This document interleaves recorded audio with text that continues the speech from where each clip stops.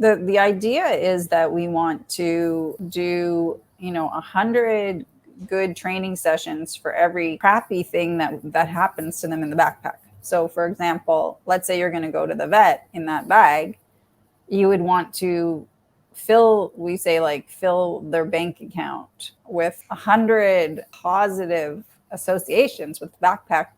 And then you do the one negative one and it doesn't really affect them. Welcome to the Kitty Cat Go Adventure podcast, where we discuss various topics related to cat adventure, travel, training, and enrichment. I'm your host, Emily Hall, cat trainer and cat adventure enthusiast. Join me as I share my own tips and advice and chat with the experts to help and encourage you to give your cat the best life possible.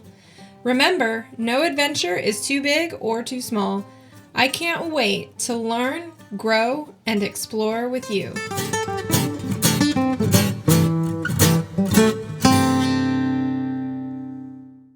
Whether you plan to adventure with your cat or just need a safe way to transport them to the vet, carrier or backpack training is a necessary part of the process.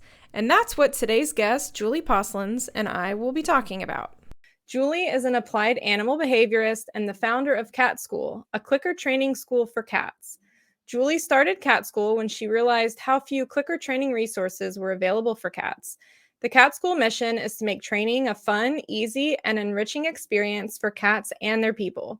Julie's assistant teacher is a black cat named Jones. Hi, Julie. Hello. Thank you for being here. I'm excited to talk all things carrier training.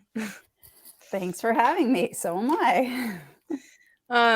Let's kick things off. I know I read a little bit about you and mentioned Jones, but I know everyone likes to hear about the pets that my guests have at home. So tell us about Jones. And I know you have a newish dog too. Yes, I do.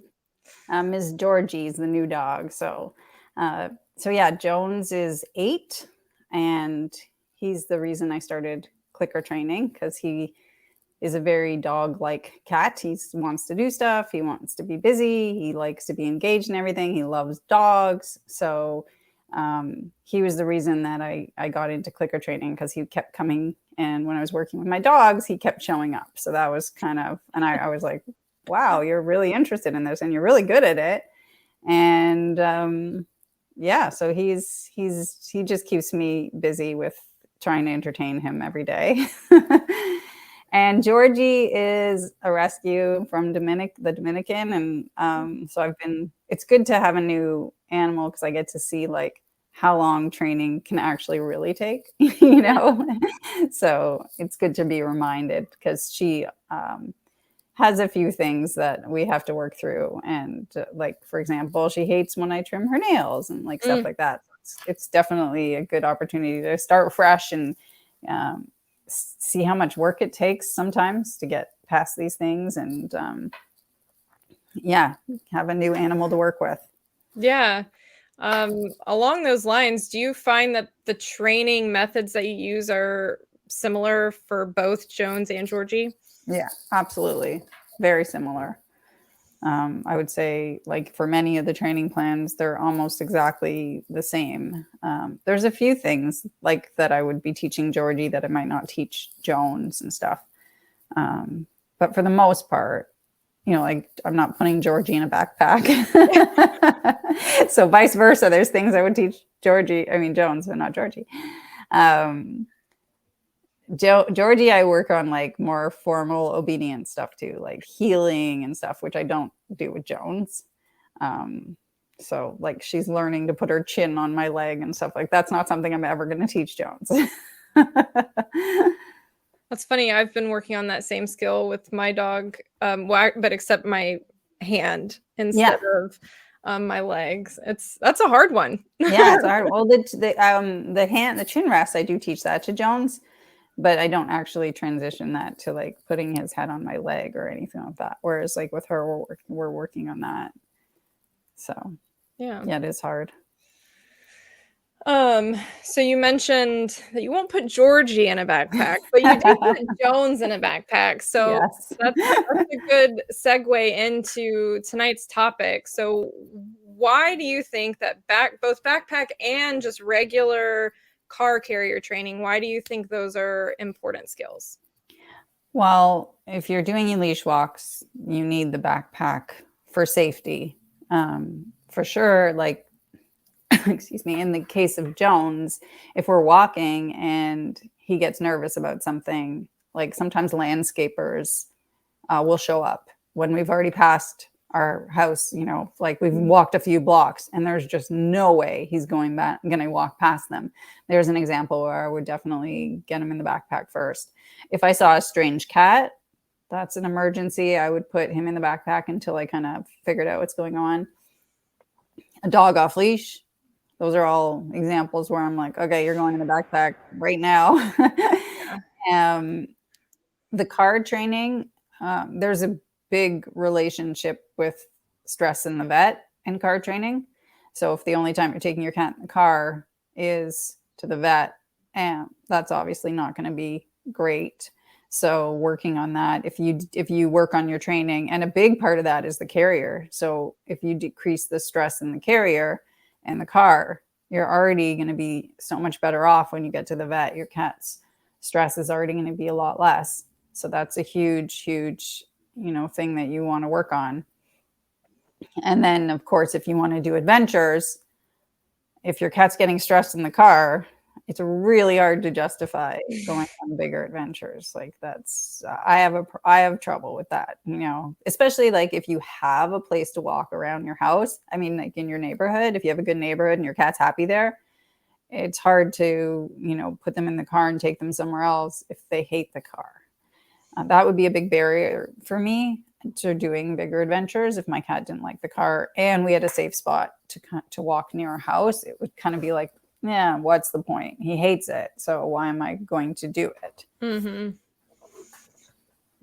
But working on the car carrier training can help, you think, relieve like just general car stress too? Oh, absolutely. I do think car training is one of the harder things though. Because we never want to work on two things at once. And if you're working on like carrier training and you're working on the movement of the car and the sounds, plus you're driving. So it's really hard to manage your cat unless you have a buddy who's helping you, which I don't know how many people are going to sign up for that. Or unless you always go on adventures with a partner or something. But you've kind of got, you have a lot of things that aren't in your favor when you're training the car. It's very hard to control, if you're going somewhere and suddenly you're on the highway, like you really have to plan. Maybe your cat's more upset about the highway. And now you've got there's a lot going on with the car. Even if you train your cat in the carrier, most people aren't getting their cat used to being in the carrier for like 30 minutes in their house. And then suddenly you go in the car and you're like, okay, well, we've done carrier training. Great. You're okay in the carrier. You're fine in there for, 5-10 minutes. And now we're doing a car drive. That's 30 minutes. Mm-hmm. So I find like car training is actually one of the hardest things to overcome, which is why I highly recommend, and I would tell everyone this with a kitten, take your kitten in the car. Take your kitten in the car. Take them to Starbucks through the drive-through. Get yourself a coffee and a treat and give your cat a treat. Plus they get to meet, hear the voices and stuff, like take your cat to the pet store in the car, get your cat used to the car. Go to vet visits where all they're getting is treats. So everyone can see your cute kitten and all they're getting is love. Take your kitten to, provided like you don't have a kitten that's really nervous. If your kitten's really nervous, obviously this isn't going to be the right advice for you because we don't want to flood them with that. Your tail. We don't want to flood them with that kind of thing. But if your kitten is a confident kitty, that's obviously you want to get them well socialized with the car. And certainly if I would do things all over again, I would take my kitten. I did not take Jones in the car when he was a kitten. So, that was not a good idea. Yeah. You mentioned how when we practice carrier training just at home, we usually always, start with very small increments of time, like 5 seconds, and then gradually increase. But you're right, practicing that for like 30 minutes or any sort of extended period of time is not really that common, but we do it with dogs all the time, right? Like Yeah. everyone's like, crate train your dog, Yeah. when you leave them in a crate overnight or when you're not Yeah. home, stuff like Yeah. that. What do you think about crate or carrier training in that sense for cats? Is that something that you recommend at all? I mean, I think that's a really good point, because I always like to kind of, since I used to work in the dog world, I always like to say, like, why do we do this with dogs and why don't we do this with cats, and think about it. And it is good to have a conversation about these things. I don't personally like confine my cat to the carrier. As part of that, like, I would just kind of try to do it as an integrated into more training, but versus like leave him in there like I would leave my dog crated, when I go to the store or something. But I don't necessarily think getting a cat used to confinement, for example, in a bedroom would be the worst thing and stuff like that. But would it be along the path of improving things? I don't necessarily know. Like, I think my strategy, instead of kind of going that route of getting the cat used to staying in their carrier longer, would be to do backpack walks where they're in the backpack for longer. I feel like, I think the reason why I would do that is because then they're also getting exposed to sounds and stuff, which is part of the training plan for getting used to the car, is just like hearing things, and you're walking to and from the car. And so I feel like that would be more along the lines of getting the cat used to, more, I guess, along the path that we're on. That said, if your cat sleeps in the carrier and you shut the door and then you kind of go upstairs and you come back down and you kind of open it and you build up time, I mean, I don't think that would be a bad idea. You could certainly get them used to it when they're already tired or they're already like sleeping in there, if they feel comfortable, to kind of shut the door and wander off and kind of come back. But I wouldn't leave them in there, obviously, to like run an errand or anything like that. Especially when we're using these smaller backpacks and everything like that. Yeah. But confinement, I'm not totally against it. I just don't know if, like, you to get to the right goal is, I guess, what I'm saying. Yeah, that makes sense. What other barriers do you think are the most common for people when it comes to backpack training or carrier training? Well, I think the one is the style of the backpack, which some are just really hard to train. And I think that's the first thing, is I always want to encourage people to get a backpack that's easy to train and easy to go into in an emergency too. So what are some of those characteristics that you think make a backpack that is easy to train with? So I have mine here. I brought it upstairs so I can show it, but let me see if it actually works, if showing in the camera and stuff. Side note to audio podcast listeners, during the next part of the episode, Julie is showing her cat's backpack carrier and her favorite features. If you'd like to watch along and see a visual representation of what she's talking about, check out the show notes where the video is included. So, I mean, from a trainability perspective, I really like when the backpack is like a tunnel. So this one, let me just open it, has that kind of tunnel feature where you can open this door. Yeah, that's cool. And so you've got, this door, and then you've kind of got all the other doors, but this one has like a front door. I can flip it around. That's got a lot of space. It's got a lot of different doors. So yeah. That's one thing I would say, is choose a backpack that has a lot of doors, because like then your cat's going to feel less restricted. Right? Our cats never want to feel like, so like you could see all the doors. So like it would be really easy to, and if we're already saying that cats, we already know cats like tunnels, right? So if it looks like a tunnel and it behaves like a tunnel, well, that's going to be a good way for you to start getting your cat used to it and seeing that it's a fun place to be, and they don't have to worry about the door shutting and all that stuff in the beginning.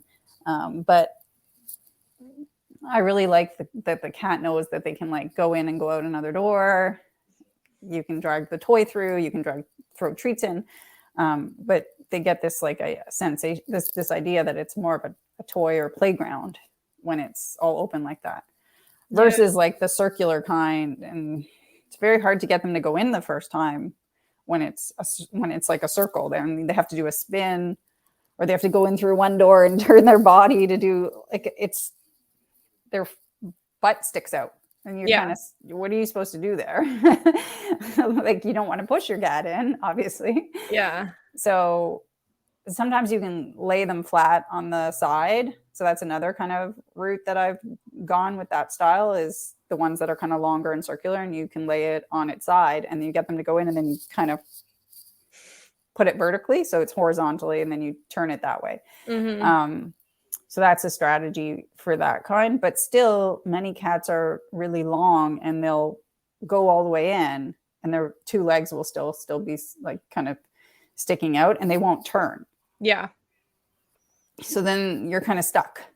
Yeah, I think that might be my problem. I've been working really hard on backpack training with my cat Samson, and whereas like Kylo, he took to it really quickly, and Griffin does too, but they're also small. They're small cats, and so they can like just jump in and they have no trouble. But Samson is bigger and longer, and he goes in, but then doesn't have anywhere to go, and he can't, so I think I need to get one with those tunnels. I've done like so many different training plans with this style of backpack, because you can even open the side doors too. So you can teach, I think one of the behaviors, or like the foundation behaviors that helps with backpack training, is teaching your cat to spin. So if you go in one door and you can kind of get them to do a little spin, that's going to help. Well, guess what? If you open all the doors of this backpack, you can create almost like a big circle, and then you're kind of teaching them to spin, and then you start closing the doors one at a time, but they still understand to spin. So you do it when it's really easy to teach them to spin, and in each of the using, because you can put it, when you're trying to teach them to spin, if the backpack's all confined, you're not going to be able to get your hand in there to kind of get them to turn around. But if all the doors are open, you can get your hand in there and you can encourage them to spin. And then once they understand what they're supposed to do, because they understand that you're going to be delivering the treat in the front. So it's in their best interest to turn to get their treat. So you just need to get a few of those in, and then you can start closing the door, and they're like, oh yeah, I got to turn around because my treat's at the front, and it works. Yeah, that makes sense. Well, I think I will be backpack shopping. Whatever. Like, I mean, there's disadvantages of that style. I feel like the issue is that people have to start with that style. And then you can move on and try different styles. Like, the one I have doesn't have a very good flat top for shoulder cat. So I would say, I know like the Pets Fit has one that's a really nice flat top, and some of the travel ones, whatever, like you've seen some of the other ones, they've got better flat tops, but like this particular one, it's kind of on the angle. So it's got that, it doesn't have that feature, which I really like when the top is flat. But from a training perspective, and honestly, from an emergency perspective, if your cat's upset, being able to get that tunnel, that extendable part out to put them in is so much easier, because you can literally just put it right behind them and just kind of get them to go in, versus having to pick them up and put them in the top. If you pick them up and put them in the top, they might put their paws on the top. Yeah. But scooching them kind of straight into the tunnel is actually, I find in an emergency, I've been able to get my cat in the tunnel, and then I close it up. So he's already in there. I shut the door. I'm like, okay, you're safe. I have a fearful cat though. Like, I mean, everyone's got a different kind of situation. My cat gets scared, and when he does, he's just like, "Ugh, I'm not doing anything. I'm not moving. I won't go in there. I won't do anything." His whole thing is he just wants to run away. That's his. Mm. I know many cats are like that, but some people seem to have these easygoing cats that will allow them to be picked up and stuff like that. Whereas my cat will not when it's an emergency situation and he's panicking. He gets really scared, but getting him in there is a lot easier than getting him in the top. Yeah.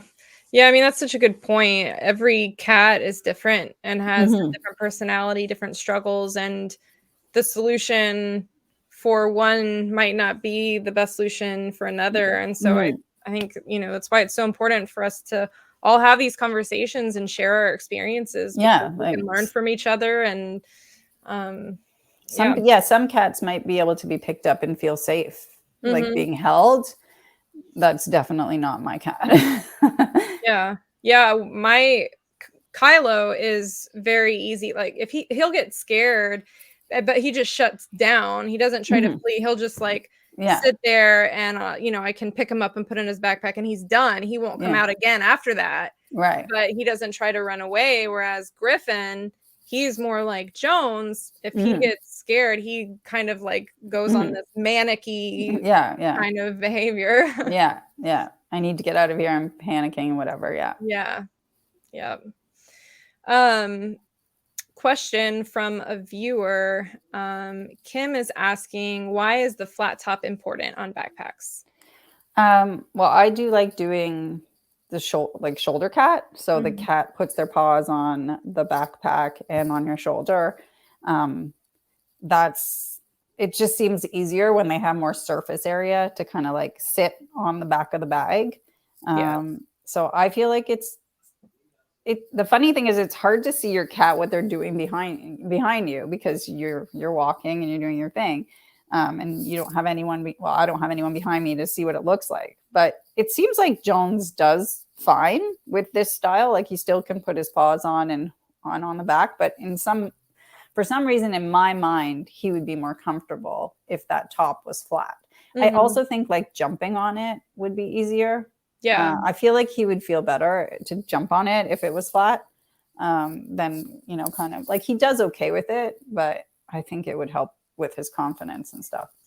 Yeah, it's nice too, like if you're out on a hike, your cat gets tired, they can sit on top of your backpack and still like watch and see Hmm. what's in front of you while sitting on the top of the backpack instead of having to be confined inside and not really getting to see everything as well. Hmm. And I've trained Griffin to jump on top of the backpack, and Yeah, that's a fun behavior to it's work on. probably like my favorite. I think it's one of the having the cat sit on your shoulder or on the backpack while you walk is just I think I really love behaviors that you wouldn't be able to teach a dog. And to me, it's because we don't have a lot of things, we don't show people a lot of the cool things cats can do. But when you're out in the world and you're like, this cat is sitting on my shoulder, like it just feels like you're saying, see how cool they are, Yeah, all the stuff you can do with them. Like this is what makes cats so awesome. They're so much fun, but like people don't really get to see it. yeah, yeah, exactly. Christine is asking what backpack you suggest for a long, large European Maine Coon. She has the fat backpack, but if he stands up, he's mostly out of it. Right. Yeah. I mean, it's from a training perspective or from like a comfortability on hikes. I those are two kind of different things. Training wise, I still recommend the extendable ones because that's the only one that is really going to allow your cat to fully get in there. And Mm-hmm. then you can shut the door. Um, from like a hiking perspective, what is the largest backpack? I mean, I've done that search myself where I've been like reading to see, 15 to 20 pounds or whatever. Yeah. And I don't even know which one. I know that the travel cat, like the one that I think you just said she has. I feel like they say they have the biggest one, Yeah. don't they? Like I don't know. I know some people market it as that. Yeah. I've never tried it.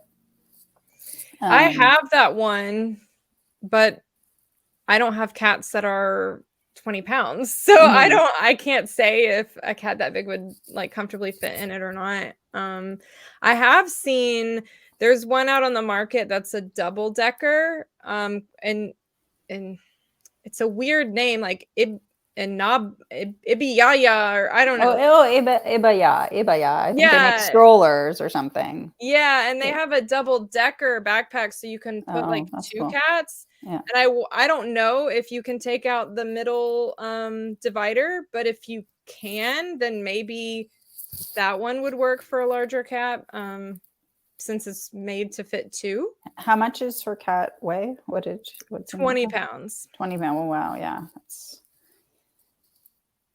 Yeah. Unfortunately, I do think that the backpack industry is like missing really good ones, you know. Yeah, I have yet to find the perfect. Yeah, me too. And I hate telling people, okay, you need to buy 2, you need to buy 3, you need to try this and stuff. But like, I really feel like when it comes to backpacks, it is that the case. There's, you know, we're going to try all these different things because they're not that good. Yeah, no, There's definitely not one that I'm like, you know, I would love to try a different one, but I feel like I can't beat this one. And there's like features I'm living with because the other ones don't have them. Yeah. Yeah, I don't know how many backpacks, like 6, maybe 6 different ones, but none of them are ones that I like 100% I'm happy with. It's like I like this one for this purpose and this one for this purpose. You know, they all kind of have their place and their feature that I like, but maybe if like we could somehow combine them all. Yeah, it's funny because I was talking to someone and they were saying they had a backpack and I was like, oh, I really like what you have. And she actually said, yeah, I'm not that happy with it. You should try the Pets Fit one. And I was like, I used to have the Pets Fit one and I gave it away. Yeah, that's one of the ones I have. It's a pretty good one. But it doesn't extend. It doesn't extend. No. Also, speaking of the extension, one of the that's a feature I like because I also, when I take him to the vet, if I want to use the backpack in the vehicle, I extend it. And then I can carry him if I have like a farther walk. Because sometimes like I have to, being downtown, I can't always park right near the vet. So then I have at least I have the backpack. So in the vehicle, I extend it. So that's the other reason why I use this one. Yeah. So exactly with the Pets Fit, you know, that I wouldn't have that option in the car. And if he had an accident in the car, he's in such a tight spot now, you know? So. Yeah. So there's no perfect backpack yet. There's no perfect backpack. Someone needs to come up with it. And I feel like they could be made bigger. Like you see people with like Uber driver or Uber food delivery with the big box. Yeah. I think even like would be better. I don't know. Well, and think about the kind of backpacks that people have like to go on big backpacking trips. Yeah. I mean, I know they're mostly bigger like vertically and not so much horizontally, but I feel like you could get the best of both worlds with that. I feel like even I want one personally. If I was to design one, I would want one that you can not hold in the back when you're walking your cat, because if in an emergency, you don't want to have to take it off, turn it around and get your cat. I'd like to be able to kind of like wear it on the side, and he would be able to jump in almost like a tunnel and then flip it on my back. I don't actually walk with him that far on my back, like inside the backpack. I don't know. I just think like also the other feature that's missing in some of these is an emergency situation, because by the time you get it off, flip it around, open the door, it's a lot can happen. A lot can happen. Yeah. Oh yeah, and wearing it in the front, that's the other thing from a training perspective. Being able to wear it in the front would be so much better, because training is all about reinforcing your cat. When your cat's at the back, you can't do anything. So like most of the time when I'm actually in training, I'm wearing it at the front, and they're not really designed for that either. So I would add that as a feature too, is like it needs to be comfortable at the front so you can train your cat and give them treats and see how they're doing and all that stuff. So that would be an advantage too. Yeah. I mean, I don't know. Do you ever wear yours on the front? Because I do sometimes. I don't. I don't know. I mean, I have before, but Hmm. just like most of the time, no. I Yeah. usually keep it on the back. But also, a lot of the time, I have my husband with me. And so, he'll walk behind me so that he can keep an eye on Right. whoever is in the backpack. Yeah. Yeah. That's helpful. Yeah. Yeah.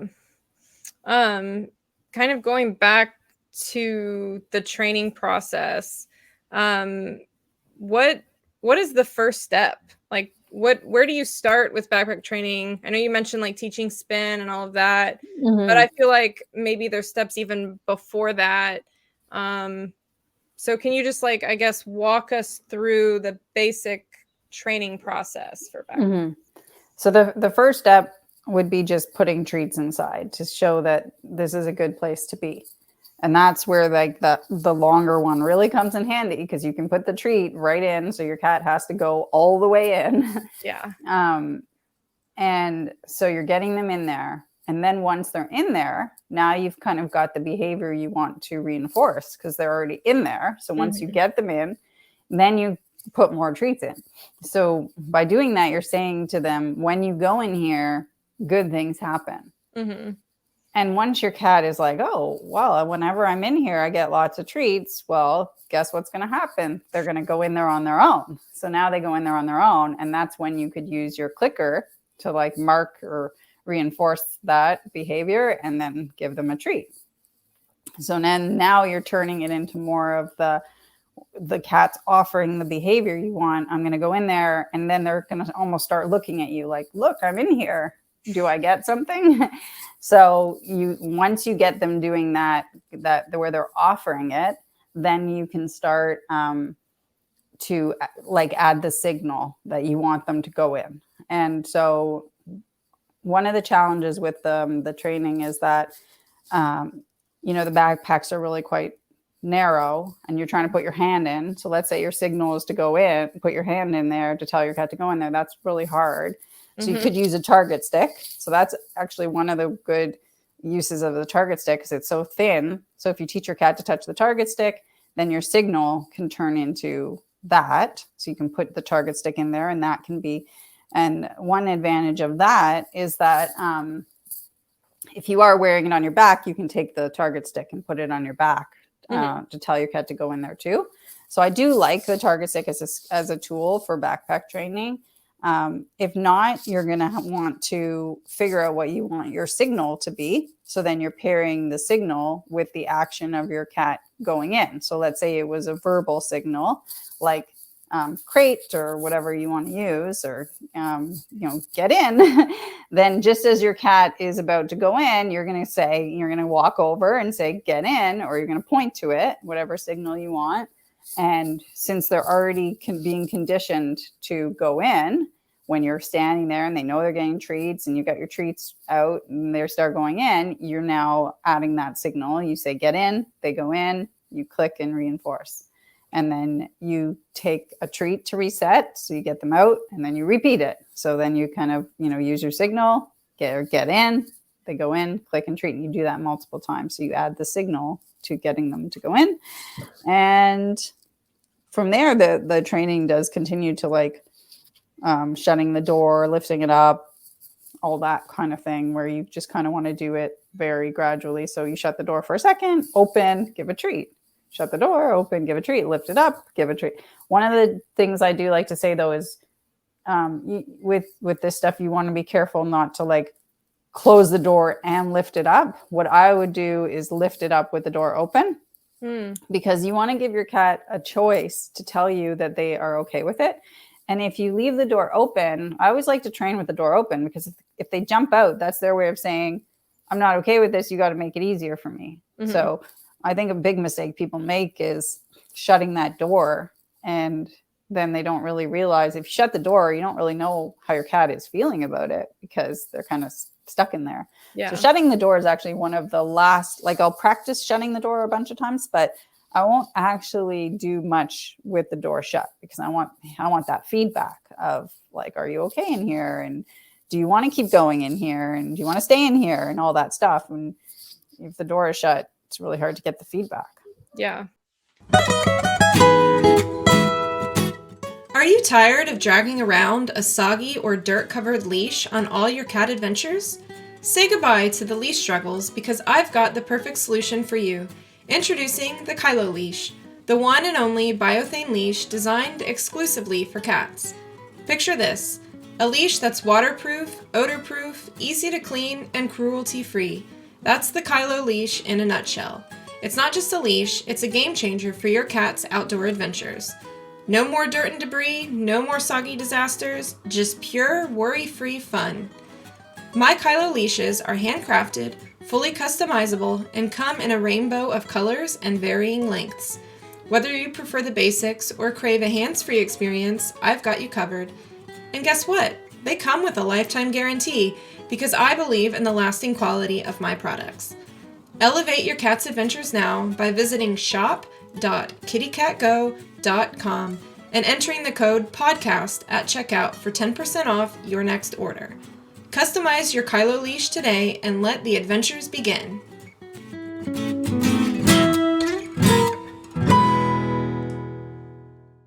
I think the most important thing, like you said, is to just take everything very gradually and small steps. I know a lot of times similarly with harness training, right? I can't tell you how many times I've heard someone say, oh, I got a harness, I put it on my cat and tried to take him outside one time and they hated it. It's like, Yeah. skip like a million steps. And I think that happens with backpack and carrier training too, is that people try to go too quickly or skip ahead too much. And so just breaking things down into like super small bite-sized pieces and taking things slow and gradually is so important. So important. But it's also like, to me, backpack training is something fun. Like, it's not something I do because I'm taking my cat out for a walk. It's actually something where I'm like, okay, what am I going to do with him now? He's bored. I actually find that it's one of the funner things to work on because there's actually so many different options and things you can do. So like one of the things that I did the other day, which I've done before, but I haven't done in a while, is I put the backpack with one of the doors flat, with one of the doors open, and I had him on a chair and I had him jump into the door from the ground. So we were working on different ways to get him to like jump in. And that translates to like when he's on my back, or if I wear it on the front and I bend over and I want him to jump in.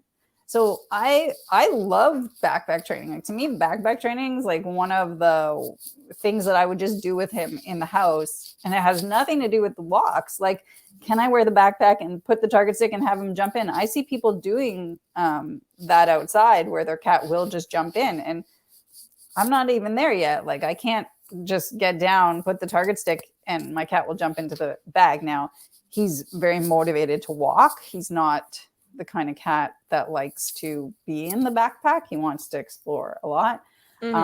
So like, if we want to accomplish this, I'm going to have to work really hard in the house to get him to do that. And it's something that this kind of thing can keep you busy in your house. And like, to me, I like taking my cat for a walk, but there's always the risks and the stress and stuff that goes with it. Whereas, spending 10 minutes on teaching him something has zero stress. You're in your house, because I always walk in busier neighborhoods and stuff. That's kind of where I live and how we have to do it. So, it's not as probably relaxing for me as just like, oh, let's take out the backpack and get you to jump in. That's fun. That's easy. And you're getting exercise, you're getting enrichment, and this skill is going to help us on our walks. Like, to me, backpack training is just not something that I'm like, let's do it, we're done, I'm out of here. It's something that, with the 3 or 5 different doors we can use, and the back and the front, and there's all sorts of different ways to like improve it. Can he go up and in the back? Can he, if I just crouch down, is he going to go in? Like, all those things. They're all fun activities. And I imagine too, the more types of backpack training you do and the more different ways you train your cat to interact with the backpack, to get in it or on it, also increases their comfortability with it, which will translate like when you're out with it. They've done so much with their backpack and they're like so comfortable in it because of all the training you've done. That will help a lot. Yeah, exactly. And like you and I were talking just before about whistle training our cats to go in it and stuff like that. Like there's a Mm-hmm. whole other level. Like, can I get him to go in an emergency? Yeah. Well, I have to teach that indoors and then in a quiet spot outside. And then, to a point where it's like that reliable, or what we say that fluent, that he would actually do it in a scary moment. Like, we're talking years of work. Like, I'm going to be busy training this backpack forever because it's ongoing. Like, if I really wanted him to respond in an emergency and like jump, people say, oh, like I really want my cat to jump into a backpack in an emergency. That's hard. Yeah. That's really hard. Like, does your cat see the backpack? Like, you're wearing it on your back. They're on the ground. How are, like when people say they want their cat to do that, that's a lot of work. Unless their cat prefers the backpack and really gravitates towards there naturally for like lots of different situations. But in general, I don't think in an emergency situation, it's very easy to train your cat to see your backpack and jump in there and all that stuff.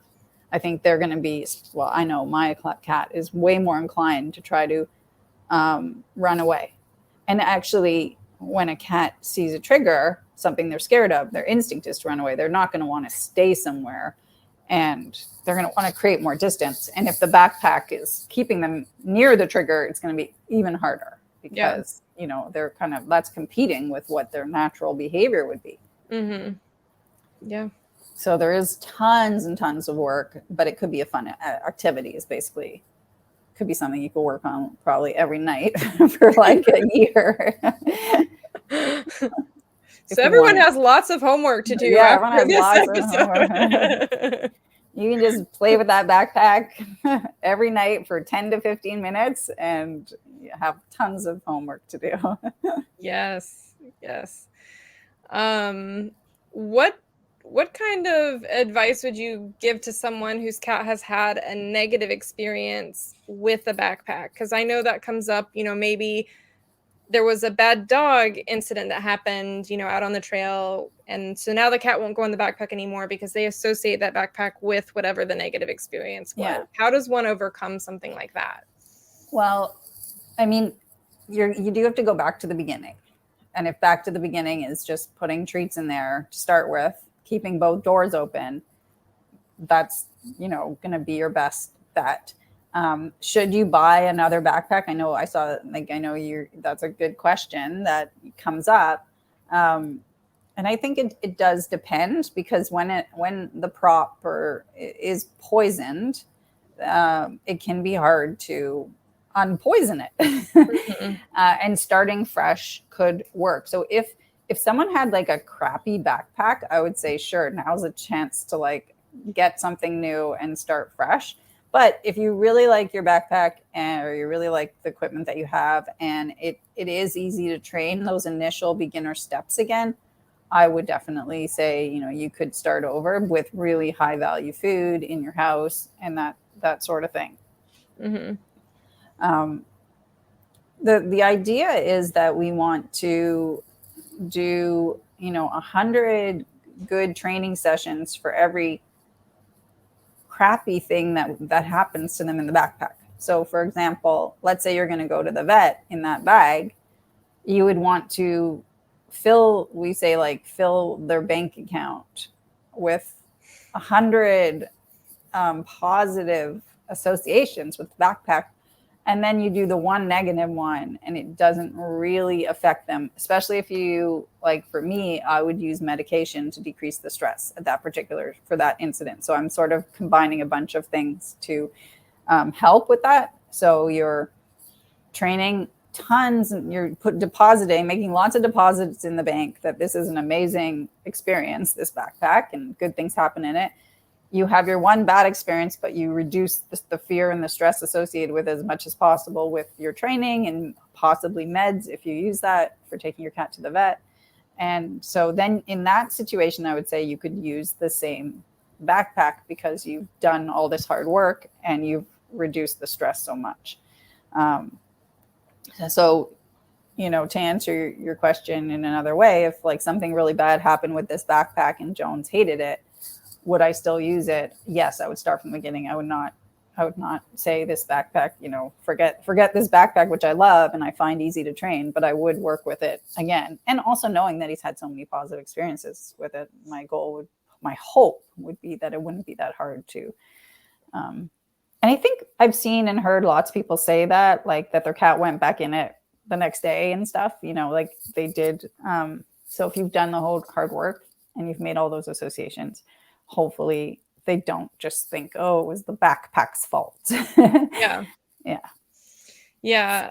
Along those same lines, would you ever recommend that someone have a separate carrier for specific activities? Like this carrier is for vet visits, this carrier is for adventures. And so that way there is no crossover with associations, or would that be more detrimental and make it harder to go to the vet because, then they always associate that carrier with vet visits? I think it would definitely make it harder, because if you're taking them in their backpack to all these fun things and then you have that one negative thing, then that's a lot better than just, oh, here's that thing that, is really, really negative, and they know, oh my God, that's associated with the vet. That's bad. And then, so I would definitely not go that strategy. Yeah.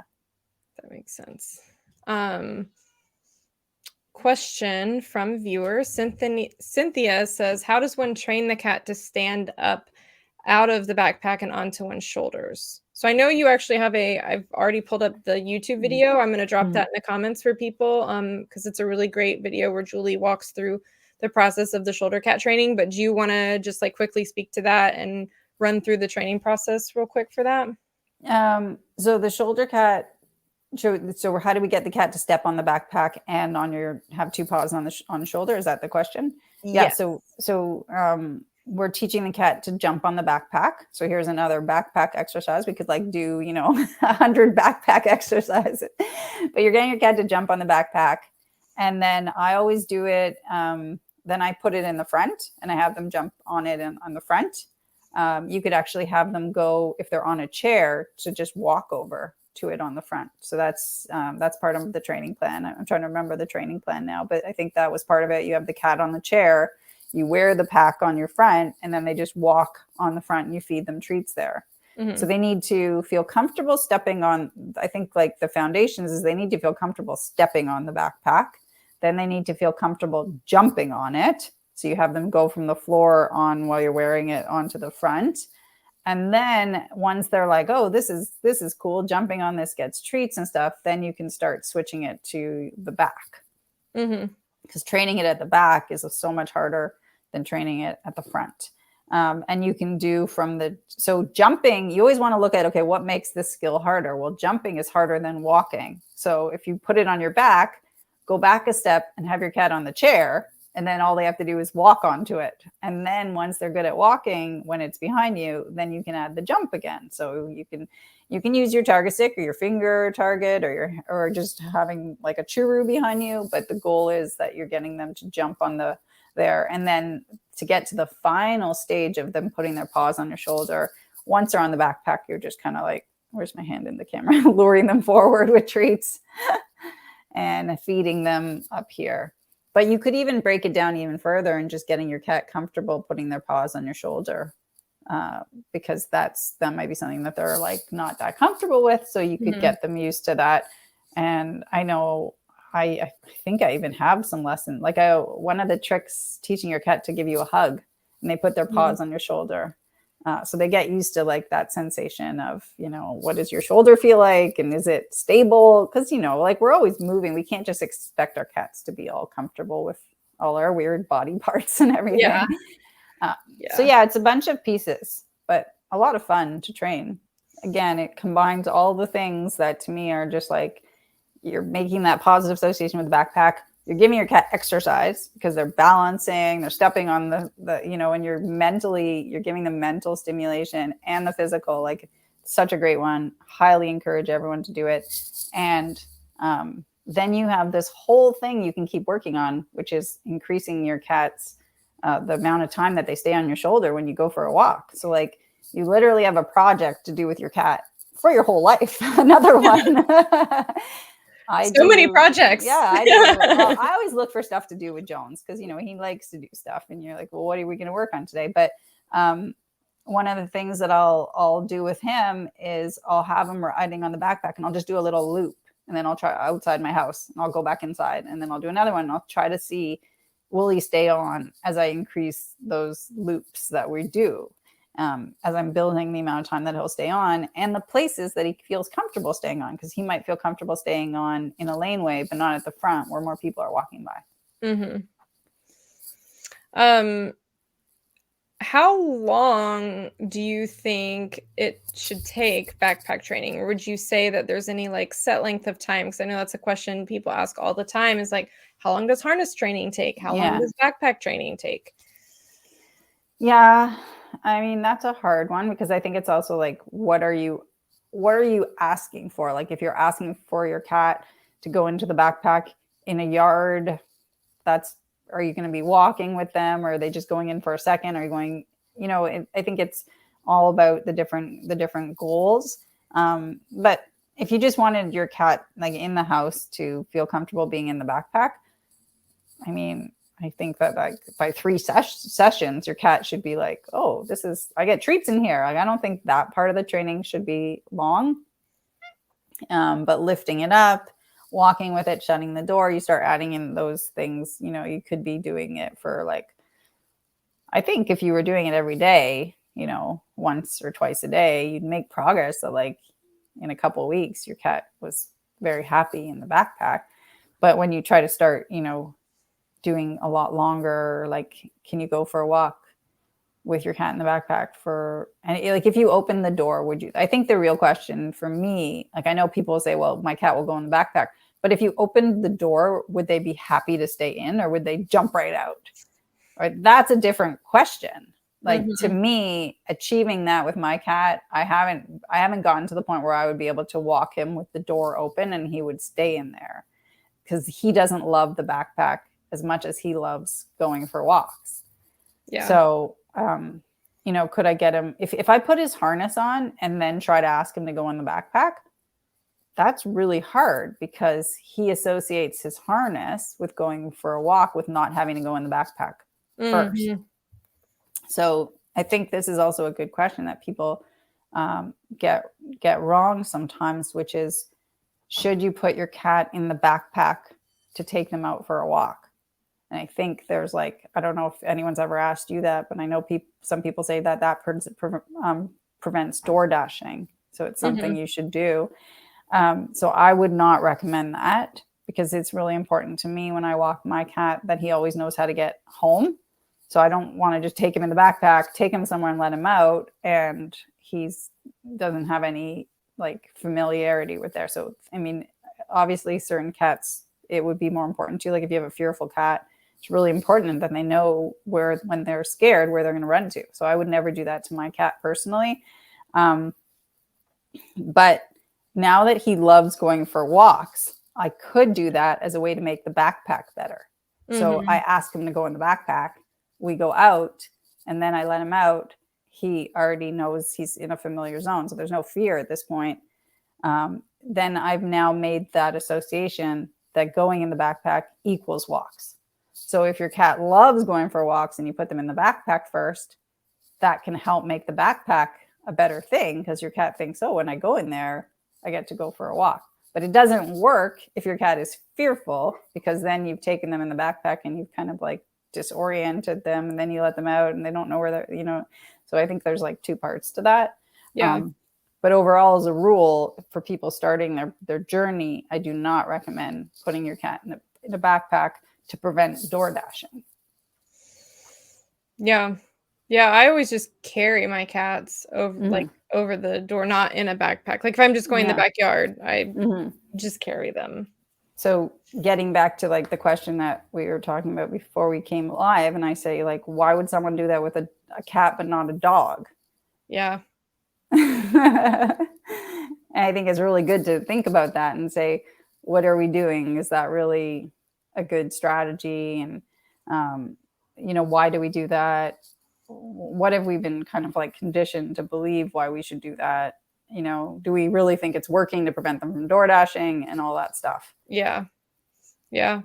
So I know you're on your training journey to become a trainer. So that will be something you can definitely ask yourself. And if that's something you would, tell people, is that something is, because I think you want to kind of ask like, yeah, why would we do that with cats, not with dogs? Does it really work? Yeah. And whenever the cat is being restrained, that's always something that we want to say, like, why are we doing this? Because it's not their choice. So we're taking them into a situation where they don't have a choice. And that's kind of like the same thing as having the backpack door open. It's like, what feedback can we get when we're holding them? We're kind of like losing that. Yeah. Yeah. We're putting them in a situation where they, That's true. Yeah. Yeah. I think maybe the most effective way for door dashing is to do the parking spot training and get your cat to go to a spot and have them stay. There's definitely like a bunch of strategies. I personally think the most effective, I haven't done this, so I really shouldn't say it, but I really believe the most effective, and one day I'm going to try it for myself, is getting your cat a furbo. And then, so what you teach your cat is when the door opens, a treat comes out of the machine so that they are away from the door. Because one of the things that the parking spot does is it teaches your cat to come to the door, because cats will go where they're reinforced. Well, with door dashing, our goal is not to have our cat by the door. Our goal is to have our cat somewhere else. Yeah. So I haven't tried it, but I actually think that would be, I'd love to get a furbo one day and try it. Like, it's easy to say it would work, but trying it would definitely be a lot better. But I would love to be able to like click something on my phone that dispenses a treat, and the cat is away from the door. And then they start learning, oh, whenever the door opens, like I get a treat. So oh, she's opening the door, I'm going the other way, kind of thing. Yeah. Yeah, that makes sense. I mean, theoretically it does.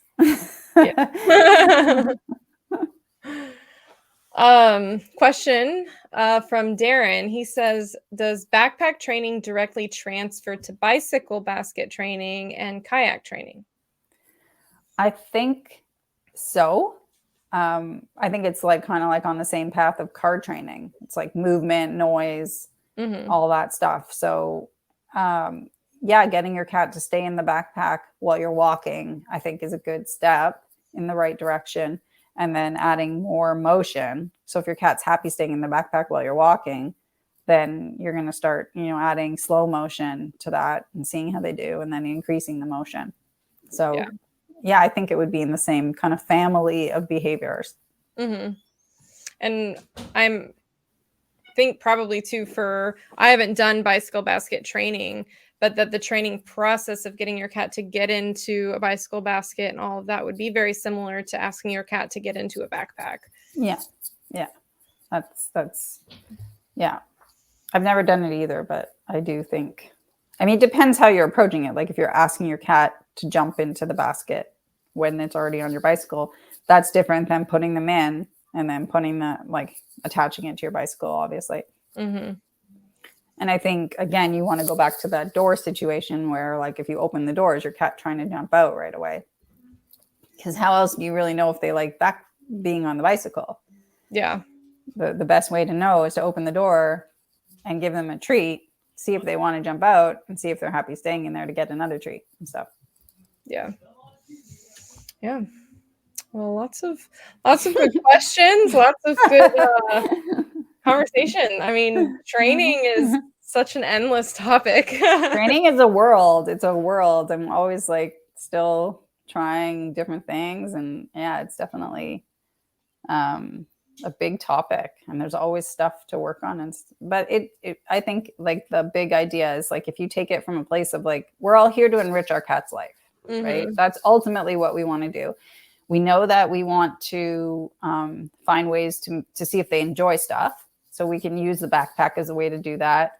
And we can use the backpack to provide enrichment. We can use the backpack as a way to provide exercise too, with the jumps, shoulder jumps. Like those are so good for working on balance and all those other things. So, I think if we approach it from that way, then we're all going to win because we're all just doing stuff that's good for our cats, and we're having fun with them, and we're working towards our bigger goals of adventuring with them, like safely and stuff. Yeah. Julie, can you tell us about the cat school training program? Because I know backpack training is actually a part of it. Yes, backpack training is a part. So cat school is a roadmap to training your cat. So there is, it's an online platform, and you have your lessons inside the platform, and it's grades 1 to 5. And in each grade, there are different skills to be required. And so, like, for grade 1, carrier training is like, is your cat happy about going in the carrier? And then grade 2, I can't remember exactly, but can you pick up the carrier, put it down, and your cat will still stay inside when you open the door? That would be a great skill to see. And then, grade 3, or maybe it's grade 4, but like, you have to open the door to outside, come back inside or something like that, and see if your cat will stay inside. Like, because that tells you how scared they are about going outside as well. So there's a bunch of stuff like that for backpack training. Shoulder cat, I think, is like an elective, like a side project if you want to work on it. People can get help for their leash walking. There's leash walking content, so people can get help, like if your cat's really scared of certain things. Basically, any challenges that people are having with their cats where we can use the clicker to overcome it, you will find in the program, or you can ask for help or extra support on your own challenges. Yeah, I've been going through the cat school roadmap with my cats. My goal is to get all 7 of my cats to earn all 5 of their badges. And what I really enjoy most about the program is the variety of behaviors and tasks. I think, you've got such a great mix of tricks and like fun things, and then also practical things like backpack training, carrier training, and then even toothbrush training and nail trim training and all of that. And you've got the video tutorials, and people can ask for the personalized help and feedback. It's such a great training resource, and I love being a part of it, and so I highly recommend it for sure. Thank you. I really appreciate hearing that. Because there are a lot of things. It's funny when people say their cats, why would you train a cat? But when you actually get in, you see all these different skills, you're like, oh yeah, I guess I should train my cat to do that. Yeah, and even so many of the, I guess, what would be considered tricks, many of them even have practical applications to them too. Totally. Like spin, for example, is a backpack skill. Yeah, and I know you just recently put out your video on nail trim training and the paw tricks, like getting your cats to high five and like put their hand in, or put their paw in your hand, which most would consider just a fun, cute trick that can be used to transfer for nail trim training. And feedback, like if your cat is giving you their paw, that's a good way for them to say, okay, I'm ready for this. So all these tricks it's true. It's a good point. Cause like, I just assume, tricks are fun and great and stuff, but like, I know a lot of people are like, well, why would I teach this? And it's true. They do really start to, they are aligned with the bigger goals, which is good. Yeah. And then, also too, there's just the benefit of enrichment and fun. Like you're doing something and keeping your cat engaged, and it helps with the bonding too. Absolutely. Yeah. And with indoor cats, we do have to get creative. It can be hard to meet their needs. So the more things we have, the more things we can combine, when we're going to like give them some leash walking, some clicker training, some food puzzles, we put it all together, play, and then we know they're going to have a great day, and we're going to feel like we're giving them everything they need to have an enriched life. Yeah. Yeah. Okay. A couple of final questions. Darren is asking your preferred brand of backpack. I know you shared about your backpack and we talked a lot about its features, but I don't know that we ever mentioned what brand it is. It's called Pecute, Pecute. Okay. And it's on Amazon? It's on Amazon. Yeah. Cool. And to date, what has been the hardest trick you've tried to teach, and what ultimately got you over that hurdle? Well, that's a good question. For me, the hardest thing is to teach anything, I would say, related to duration And that means getting the cat to do something for a really long period of time.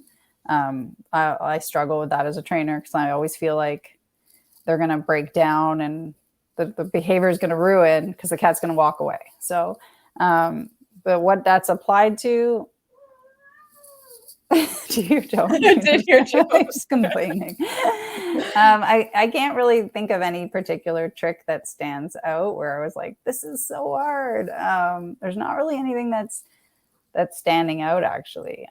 But like that skill in particular, just trying to teach a cat to do something for a longer period, like when you're saying, so if you wanted to say to a kid, stay here for 5 minutes, it's really hard to say that to a cat, hold this position for like 1 minute. So I think that's the kind of stuff that's the hardest for me, is when we're doing something that's like, oh, just hold your paw here for like whatever, 10 more seconds and we're going to be done.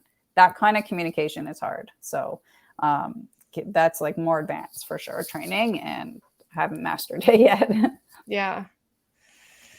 Yeah, that is a hard one. I know, well, we've been working together on training multiple cats at a time, and I've been doing a lot of the chair training with my cats and getting them to stay in their chairs and for longer periods of time. That is a hard one. It does. It makes you kind of nervous because you want to reinforce them for staying at their spots, and then if they jump off, you kind of gone back a step. So you feel, so you're kind of like, are they going to wait a little longer? Do I have to give them the reinforcement? Can I still work with the cat, or do I have to go back there? And if we don't write it down too, like if we're not saying, oh, they can do 10 seconds, 15 seconds, it's really hard to keep track. Yeah.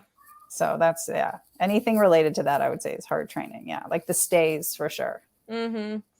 And I think too, it depends on the day, sometimes when I'm doing those stay trainings on the chair, some days they'll like be so good and stay, and then the next day they don't have any interest in doing it. Yeah. Like, okay, well. Yeah, I think anything where you're asking the animal to do it for a long period of time is very challenging. Yeah. It's not easy to say to them, you just need to stay here for 20 seconds and then you're going to get your treat. Yeah. Yeah. Well, Julie, thank you so much. You have shared so much valuable information about, so many things, backpack training, carrier training, but, clicker training in general. And I appreciate it. If you would like to find Julie online, she's got her website, catschool.co, where you can find information about the Cat School course, her products, because you also have your clicker and target stick, right? And you have a harness, which I have. It's just out of reach, but it's a great harness. And I think my favorite feature about the harness is the reflective material on it. So it's high visibility, really great. And also you've got some really great training articles and stuff as well. So check out Julie's website, her Instagram, and then YouTube for in-depth training tutorials. Thank you. Thank you so much for having me and all these great questions. And I always say, like, have fun training, just have fun. And it's not about the destination, it's about the journey. Are you enjoying the Kitty Cat Go Adventure podcast? Let me know by leaving a review. This will help others to find it and hopefully be inspired to get out there, try new things, and go new places with their cat. What questions do you have about adventuring with cats? Or maybe you'd just like to chat with me about what you learned in this episode. Find me on Instagram at kittycatgoadventures. You can also screenshot this episode and tag me in your stories so I can see who is listening. I'd love to continue the conversation with you, so find me on Instagram or join our Facebook group, Kitty Cat Go Adventure Team, so you can connect with a whole community of fellow cat adventurers. And as always, you can find the show notes, including all links and resources discussed in this episode at kittycatgo.com/podcast. Until next time, happy adventuring.